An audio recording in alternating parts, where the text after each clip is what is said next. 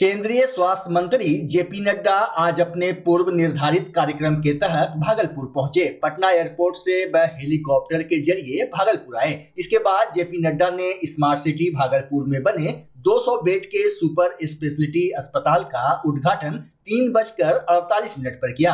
इसके साथ ही सदर हॉस्पिटल में बने 100 बेड के मॉडल अस्पताल Narayanpur PHC, Bihpur CHC, Kharik PHC के भवन का भी उद्घाटन उन्होंने किया। जेपी नड्डा के साथ उप मुख्यमंत्री सम्राट चौधरी, उप मुख्यमंत्री विजय सिन्हा और बिहार के स्वास्थ्य मंत्री मंगल पांडे मौजूद रहे। मौके पर केंद्रीय मंत्री जेपी नड्डा ने कहा कि केंद्र सरकार ने उन्हें पटना, भागलपुर, गया, मुजफ्फरपुर और दरभंगा को बड़ी सौगात देने के लिए भेजा है। उन्होंने कार्यक्रम के दौरान कहा कि आपकी उंगली सही जगह दबी थी, इसलिए भागलपुर में सुपर स्पेशलिटी हॉस्पिटल खुला। अगर आपकी उंगली गलत जगह दबी होती तो लाठी भाजन और तेल पिलावन का समय आ गया होता। आगे उन्होंने कहा कि पहले बिहार बीमारू राज्य की गिनती में जाना जाता था, लेकिन आज ये अग्रणी राज्यों में शुमार है। इस अवसर पर भागलपुर के सांसद अजय मंडल समेत बीजेपी से जुड़े कई नेता और कार्यकर्ता मौजूद थे। 2014 के बाद मोदी जी ने बिहार को 8 नए मेडिकल कॉलेज दिए और एक मेडिकल कॉलेज 250 करोड़ रुपए से ज्यादा का बन रहा है और उसकी तैयारी चल रही है। मैं ये भी कभी सोचा था कि पूर्णिया में मेडिकल कॉलेज सरकार का खुलेगा, कभी सोचा था कि सारण छपरा में मेडिकल कॉलेज खुलेगा, कभी सोचा था कि समस्तीपुर में मेडिकल कॉलेज खुलेगा, कभी सोचा था कि सीतामढ़ी में मेडिकल कॉलेज खुलेगा, कभी सोचा था कि झंझारपुर में मेडिकल कॉलेज खुलेगा, कभी सोचा था कि सीवान में मेडिकल कॉलेज खुलेगा, कभी सोचा था कि बक्सर में मेडिकल कॉलेज खुलेगा और कभी सोचा था कि जमुई में मेडिकल कॉलेज खुलेगा। आज ये 8 मेडिकल कॉलेज बिहार को समर्पित हो रहे हैं। ये बदलता बिहार है, ये बदलता तस्वीर है। गरीब लोग हैं, रिक्शा वाला, मैं बार बार बताता हूँ, रिक्शा वाला, ठेला वाला, रेडी वाला, फेड़ी वाला, सब्जी वाला, रेडी लगाने वाला, चाय की दुकान करने वाला, बस का ड्राइवर, बस का कंडक्टर, ट्रक का ड्राइवर, ट्रक का क्लीनर, बिल्डिंग में काम करने वाला लिफ्टमैन, बिल्डिंग में काम करने वाला सिक्योरिटी गार्ड, सैलून में बाल काटने वाला बार्बर, छोटी दुकान में जूता काटने वाला हमारा भाई, ऐसे गरीब लोगों को मोदी जी ने गंभीर बीमारी के इलाज के लिए हर साल 5 लाख रुपए उनको आयुष्मान भारत में दिए।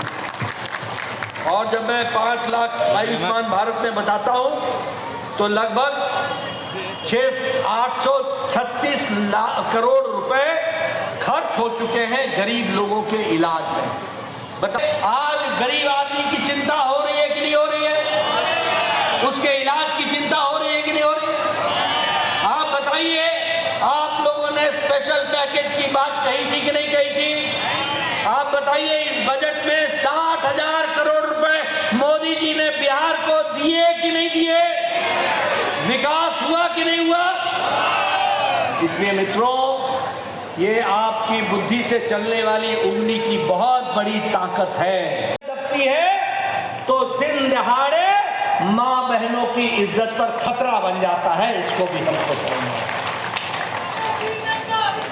अगर उंगली सही जगह दबती है तो 60,000 करोड़ रुपए बजट में बिहार के लिए विशेष रूप से प्रधानमंत्री जी के द्वारा मिलते हैं। और अगर उंगली गलत जगह दबती है तो विकास की जगह पर विनाश की कहानी शुरू हो जाती है। और इसीलिए मैं कई बार कहता हूं कि हम नीति निर्धारक तो हैं, हम कार्य को पालना करना और कार्य को पूरा करना इसकी जिम्मेवारी तो है, लेकिन हमारे मालिक आप हैं। अगर आप सही फैसला करते हैं तो हम सही तरीके से आपकी सेवा में जुट जाते हैं। इस बात को भी आपको समझना चाहिए। स्वास्थ्य में अंतर क्या आ गया? स्वास्थ्य में ये अंतर आ गया कि पहले आप स्वास्थ्य विभाग सिर्फ बीमार का इलाज करता था, सिर्फ बीमार का इलाज करता था। पहले तुम बीमार बनो, मैं तुम्हारा इलाज करूंगा। और मेरे इलाज के लिए तुमको जिला नहीं प्रदेश भी छोड़ करके जाना पड़ सकता है, तब जाकर के तुम्हारा इलाज होगा। आज 2014 में मोदी जी के आने के बाद हमारी नीति बदल गई, आपके उंगली ने वो नीति बदल डाली। आज नीति ये हो गई है, बीमार को रोकना ही जरूरी है।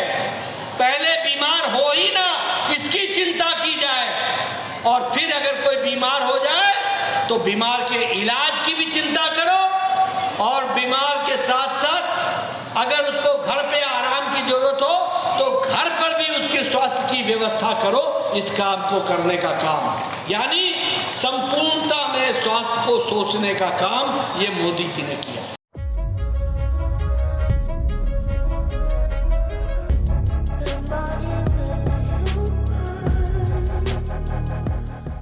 भागलपुर सदर अस्पताल परिसर में बनकर तैयार हुए 100 बेड के मॉडल अस्पताल का उद्घाटन शुक्रवार को पटना में आयोजित कार्यक्रम के जरिए ऑनलाइन मोड में किया गया, जबकि भागलपुर में सांसद अजय मंडल, मेयर डॉक्टर वसुंधरा लाल और डीएम डॉक्टर नवल किशोर चौधरी ने सांकेतिक रूप से सदर अस्पताल में तैयार मॉडल हॉस्पिटल का उद्घाटन किया। सदर अस्पताल के प्रभारी डॉक्टर राजू ने बताया कि यहां अभी अग्निशमन, ऑडिट और मेडिकल कचरा निपटान की व्यवस्था की जानी है।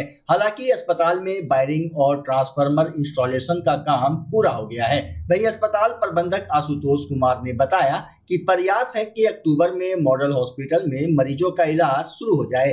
तो मॉडल अस्पताल का आज हमारे माननीय हेल्थ मिनिस्टर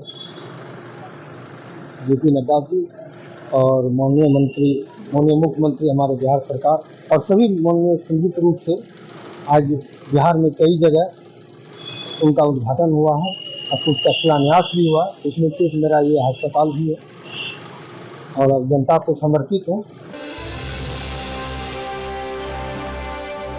केंद्रीय स्वास्थ्य मंत्री जेपी नड्डा ने आज भागलपुर में सुपर स्पेशलिटी हॉस्पिटल का उद्घाटन किया। वहीं जेपी नड्डा के आगमन को लेकर बीजेपी नेता और कार्यकर्ताओं में काफी हर्ष देखा गया। भाजपा कार्यकर्ताओं ने गाजे बाजे के साथ जेपी नड्डा का स्वागत सुपर स्पेशलिटी हॉस्पिटल के बाहर किया। सड़कों पर काफी संख्या में बैनर और पोस्टर लगाए गए थे। भाजपा नेत्री डॉक्टर प्रीति शेखर ने बताया कि इस अस्पताल के खुलने से भागलपुर समेत आसपास के जिलों के मरीजों को एम्स जैसी सुविधा मिलेगी। देखिए, हम लोग का सौभाग्य है कि सुपर स्पेशलिटी हॉस्पिटल का आज इनॉग्रेशन हो रहा है और हम लोग आज सड़कों पर पार्टी के कार्यकर्ता, आम लोग माननीय केंद्रीय स्वास्थ्य मंत्री जेपी नड्डा जी का स्वागत करने के लिए हम लोग यहाँ उपस्थित हुए हैं और हजारों की तादाद में महिला, पुरुष, युवा इस बहुत ही अच्छा कार्य जो केंद्र सरकार के द्वारा हुआ है और बड़ी संख्या में लोगों को यहाँ पर सुविधा मिलेगी, स्वास्थ्य और चिकित्सा की सुविधा मिलने जा रही है और आज हम सब लोग उनका अभिनंदन करने के लिए यहाँ उपस्थित हुए हैं। आज जेसीबी से फूल बरसाया जाएगा और मोदी जी, नड्डा जी के कटआउट के साथ हम सब लोग स्वागत कर रहे हैं आज उनका। और उत्साह वाजिब भी है क्योंकि हम लोग लगातार तीसरी बार नरेंद्र मोदी जी को प्रधानमंत्री के रूप में देख रहे हैं। बहुत लंबे समय से यहाँ पर इस पूरे सूबे का, इस पूरे अंग क्षेत्र में सुपर स्पेशलिटी का बहुत लंबे समय से इंतजार था। लोग अपना स्वास्थ्य लाभ के लिए एम्स दिल्ली तक की यात्रा करते थे, बहुत परेशानी होती थी। तो अब यहाँ पर इस अस्पताल के खुलने से बहुत लाभ।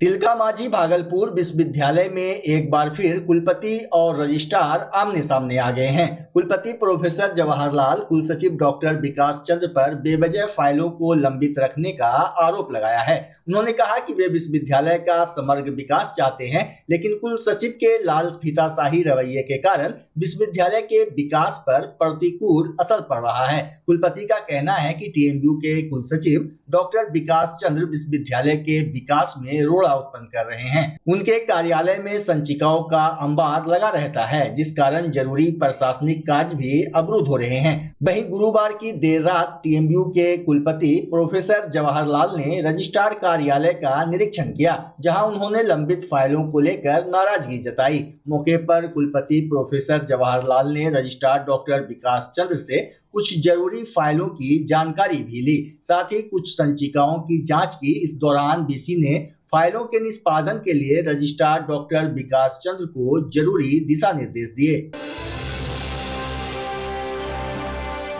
तिलका मांझी भागलपुर विश्वविद्यालय के पीजी मनोविज्ञान विभाग में गुरुवार को शिक्षक दिवस धूमधाम से मनाया गया। अध्यक्षता विभागाध्यक्ष डॉक्टर निरंजन प्रसाद यादव ने किया, जबकि कार्यक्रम का संयोजन नवनियुक्त असिस्टेंट प्रोफेसर डॉक्टर सपना और विवेकानंद ने संयुक्त रूप से किया। मौके पर डॉक्टर सर्वपल्ली राधाकृष्णन की तस्वीर पर शिक्षकों और छात्रों ने माल्यार्पण किया एवं उनके व्यक्तित्व और कृतित्व से सीख लेने का संकल्प लिया। इस अवसर पर पीजी सेमेस्टर 2 के छात्रों के लिए फ्रेशर्स पार्टी, जबकि सेमेस्टर 4 के स्टूडेंट के लिए फेयरवेल कार्यक्रम का आयोजन किया गया। कार्यक्रम की मुख्य अतिथि पूर्व हेड सह टीएमयू की पूर्व प्रॉक्टर डॉक्टर रत्ना मुखर्जी थीं। स्वागत संबोधन विभाग की associate professor doctor Lakshmi Pandey ने किया। इस अवसर पर सांस्कृतिक कार्यक्रम का भी आयोजन हुआ। साथ ही विभाग के शिक्षकों, अतिथियों और छात्रों ने परिसर में पौधे लगाए। मंच संचालन ब्रजेश और पुष्कर ने संयुक्त रूप से किया।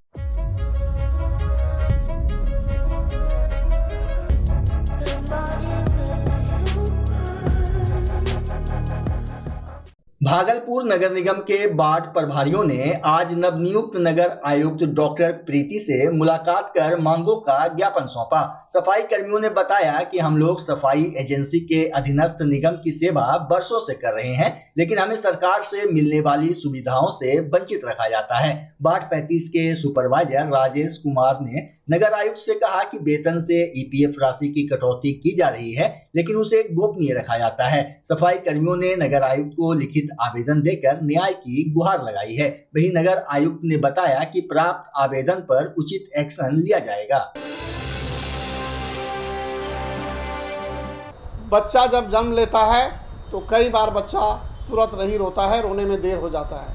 ऐसे में बच्चा क्षतिग्रस्त हो जाता है और उसके बचने की संभावना कम हो जाती है, और यदि बचा तो भविष्य में उसमें विकलांगता की समस्या आती है, जिसे सीपी कहते हैं, जिसका कोई माकूल इलाज नहीं है और ज़िंदगी भर बच्चा विकलांगता से जूझ सकता है। ऐसे में पूरे संसार में कूलिंग थेरेपी का सहारा लिया जाता है। जन्म से ठीक 6 घंटा के अंदर यदि उसको कूलिंग थेरेपी दिया जाए तो उससे उसका सीपी की समस्या कम होती है और बचने की भी संभावना बढ़ती है। पहली बार बिहार झारखंड में आपके शहर के स्नेह नवजात शिशु बाल सेवा केंद्र में यह मशीन उपलब्ध है। कभी भी ऐसी बात हो कि बच्चा रोने में विलम्ब हो गया तो आप स्नेह नवजात शिशु बाल सेवा केंद्र में जरूर संपर्क करें।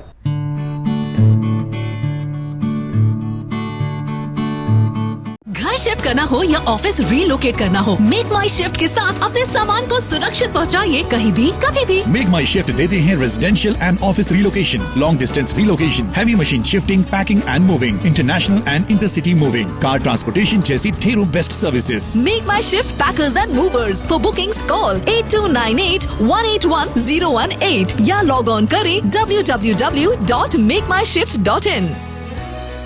रिंकू एलईडी बल्ब एक बार लाओ और चलाते ही जाओ। हमारे एलईडी बल्ब्स है क्वालिटी में नंबर 1 और एनर्जी एफिशिएंट, जो रखे एनवायरनमेंट और आपके बिजली के बिल दोनों का ख्याल। रिंकू एलईडी बल्ब के साथ एनर्जी बचाओ और बिल घटाओ। ये है पावर सेविंग लाइट जो चले लंबे समय तक और रखे आपके घर को रोशन। हमारे यहाँ एलईडी लाइट्स मिलते हैं एक व्यापक रेंज में, जो आपकी हर जरूरत को पूरा करेगी। लेकिन यही नहीं, हमारे एलईडी लाइट सिर्फ चमकदार नहीं बल्कि एनवायरनमेंट फ्रेंडली भी है। तो आज ही लाओ रिंकू एलईडी बल्ब और पाओ 1 साल की वारंटी का भरोसा। रिंकू एलईडी बल्ब्स, नई जनरेशन के स्मार्ट बल्ब्स। आज ही संपर्क करें 8651063786 या मेल करें rinkooledbulb@gmail.com। हमारा पता असाननपुर, भागलपुर, बिहार 812002।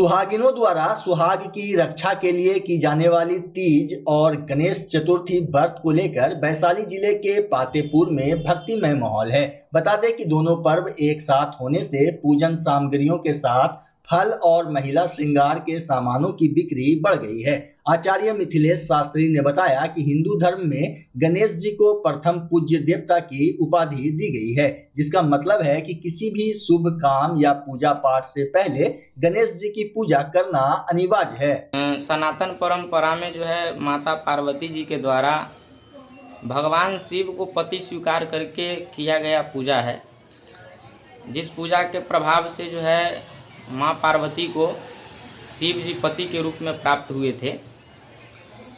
तो माँ पार्वती के द्वारा किया हुआ पूजन अपने सभी सुहागिन महिलाओं के द्वारा शिव के जैसे पति का स्वभाव हो, हमारे पति जो है शिव के तरह दानी हों, कल्याणकारी हों, ऐसी कामना करते हुए जो है शिव जी और पार्वती जी की पूजा हर घर में महिलाएं आज करती है। माता पार्वती जी के द्वारा यह पूजन जो है भाद्र मास के शुक्ल पक्ष में हस्त नक्षत्र युक्त तृतीया तिथि को किया गया था। इस बार जो है यह हस्त नक्षत्र युक्त तृतीया तिथि 6 सितंबर को आ रहा है, इसलिए सभी सुहागिन महिलाएं जो इस व्रत को करती हैं वो 6 सितंबर को यह पूजन जो है करेगी। हालांकि पंचांग में 5 अंग होते हैं। हस्त नक्षत्र 6 सितंबर को 8:29 तक ही रहेगा।